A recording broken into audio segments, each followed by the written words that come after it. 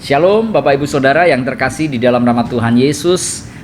Pada siang hari ini kita akan belajar firman Tuhan.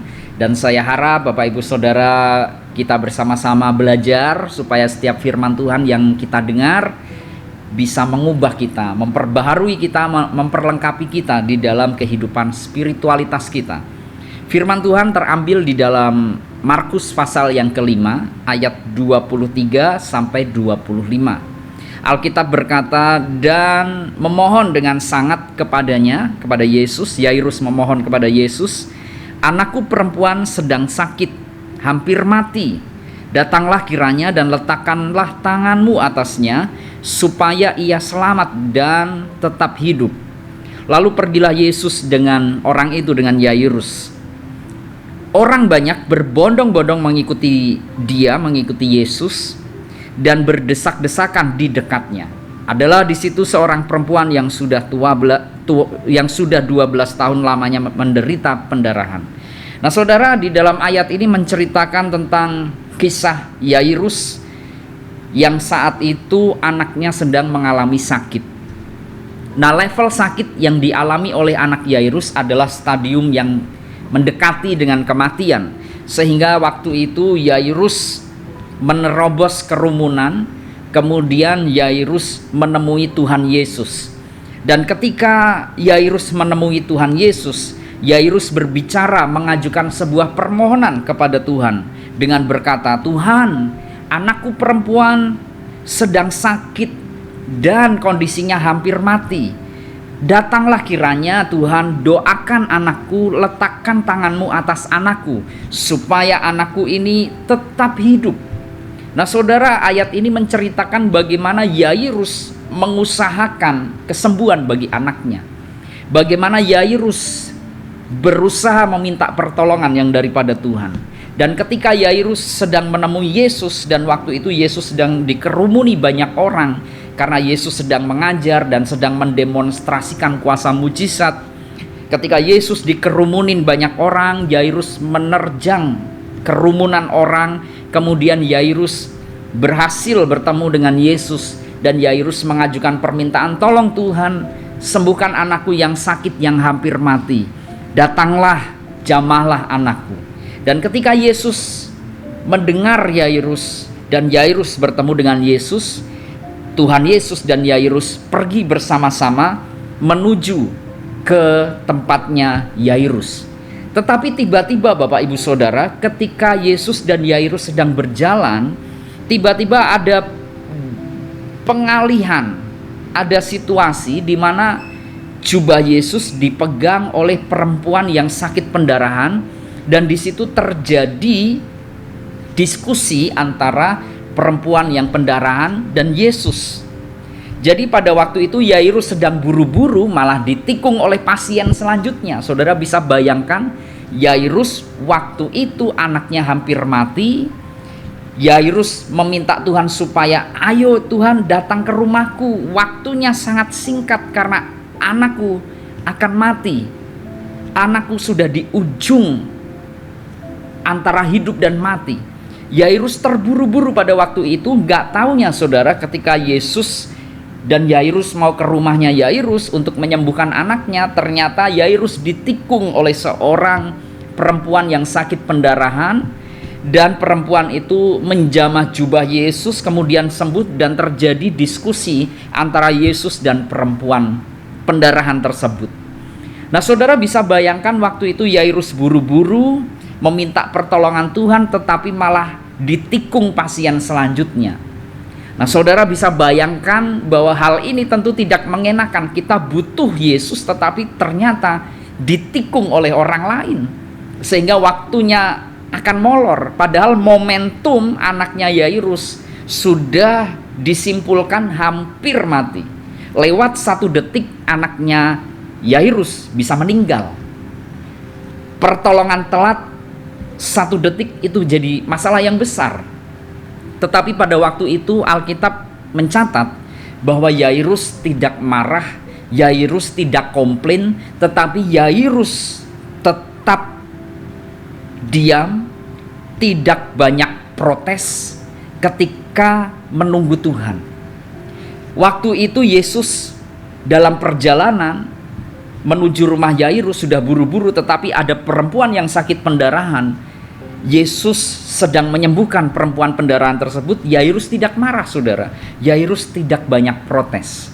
Nah, saudara bisa bayangkan kalau saudara antri di rumah sakit, saudara bawa kerabat terdekat, keadaannya semakin lama semakin gak baik, sudah sesuai nomor antrian dan nomor saudara sudah dipanggil oleh suster, saudara bawa keluarga yang sedang sakit, tiba-tiba ada pasien lain datang, saudara. Kalau kejadian seperti ini umumnya di rumah sakit, terjadilah yang namanya cekcok, terjadilah yang namanya berantem di situ, karena nggak terima antriannya ditikung oleh orang lain, padahal dia sendiri sudah lama menunggu dan pasien yang dibawa sudah sangat membutuhkan pertolongan. Tetapi perhatikan Yairus, ketika Yesus sedang ngurusin pasien lain yang tiba-tiba nyelonong, Yesus berdiskusi dengan perempuan yang pendarahan, Yairus tidak banyak protes. Yairus tetap menunggu Tuhan, menghormati Tuhan, menunggu waktunya Tuhan untuk Tuhan menyembuhkan anaknya. Yairus tidak protes, sehingga setelah Tuhan menyembuhkan orang lain, Tuhan memberikan kesembuhan untuk anak dari Yairus.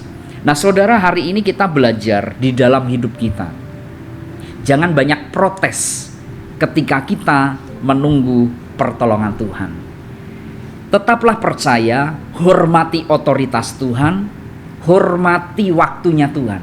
Jangan banyak protes ketika kita diproses, sehingga mujizat Tuhan itu bisa datang kepada kita tepat pada waktunya. Kalau saat ini saudara berdoa, mendoakan sesuatu hal, lama sekali Tuhan tidak kabulkan, mari kita tetap percaya, tetap menghormati Tuhan, tetap menunggu Tuhan, bukan protes, bukan marah sama Tuhan, tetapi seperti Yairus menghormati otoritas Tuhan, menghormati protokol yang Tuhan buat pada waktu itu. Sehingga setelah Tuhan selesai menyembuhkan perempuan yang sakit pendarahan, Tuhan mendatangi Yairus dan kemudian anaknya Yairus sembuh. Mari belajar di dalam hidup kita memiliki yang namanya kesabaran, bukan hanya kesabaran secara emosi, tetapi kesabaran spiritual, di mana ketika kita berdoa meminta kepada Tuhan belum juga dikabulkan, tetapi kita tetap menghormati Tuhan, tidak banyak komplain, tidak banyak protes di dalam hidup kita. Nah, saudara, mari kita lihat juga kisah Yusuf. Ketika Yusuf mendapat penglihatan bahwa Yusuf akan diangkat oleh Tuhan, Yusuf akan diberkati Tuhan, bahkan orang tuanya dan kakak-kakaknya akan sujud menyembah kepadanya. Pada malam Yusuf diberi mimpi, diberi visi oleh Tuhan. Besoknya malah Yusuf mengalami hal yang gak enak. Yusuf dimasukkan ke dalam sumur, kemudian dijual kepada orang Ismail. Ketika Yusuf mempunyai keinginan, dia ingin jadi orang yang diberkati, dia percaya Tuhan akan memberkati masa depannya, besoknya malah dia dijual sebagai budak. Setelah dia dijual jadi budak, karirnya melejit, tetapi akhirnya Yusuf difitnah oleh istri Potifar, melakukan pelecehan seksual. Kemudian Yusuf masuk penjara. Kemudian baru Yusuf dipertemukan oleh Firaun, dan kemudian Yusuf menjadi orang terpenting nomor 2 di Firaun. Jeda waktu antara Yusuf bermimpi sampai Yusuf diangkat menjadi penguasa di Mesir setelah Firaun ada sekitar 13 tahun, saudara. Dan saudara lihat dari jeda waktu 0 sampai 13 tahun di Alkitab, ketika Yusuf dimasukkan ke sumur, diperlakukan gak baik oleh saudaranya, dijual sebagai budak, difitnah oleh istri tuannya, Alkitab tidak ada catatan Yusuf komplain. Tetapi Yusuf percaya kepada Tuhan dan setia menunggu mujizat Tuhan. Sampai akhirnya pada tahun yang ke-13, sekitar usia 30 tahun, Yusuf diangkat Tuhan menjadi orang terkuat di Mesir, nomor 2 setelah Firaun pada waktu itu. Nah, mari kita belajar. Yairus meneladankan kepada kita, jangan banyak protes ketika kita menunggu pertolongan Tuhan. Yusuf mengajarkan kita tetap menghormati Tuhan, tetap percaya kepada Tuhan, bahwa pertolongan Tuhan akan datang di dalam hidup kita. Karena itu Bapak Ibu Saudara, mari belajar untuk hormati Tuhan. Kalau kita berdoa nggak dijawab-jawab, hormati Tuhan. Tetap menghormati otoritasnya, tetap percaya kepada Tuhan. Jangan banyak komplain dan jangan banyak protes. Karena Tuhan akan memberkati dengan mujizat bagi orang-orang yang setia menanti-nantikan pertolongannya dengan ucapan syukur. Tuhan Yesus memberkati. Mari kita berdoa. Terima kasih Bapa, meteraikan firman-Mu di dalam hati kami, supaya kami bisa belajar untuk memiliki kesabaran spiritual di dalam hidup kami, supaya kami tetap menunggu pertolongan Tuhan dengan setia, supaya kami menunggu janji-janji Tuhan dengan tidak banyak komplain. Meteraikan firman-Mu di dalam hati kami dan ajari kami untuk melakukannya. Di dalam nama Tuhan Yesus kami berdoa dan bersyukur. Amin.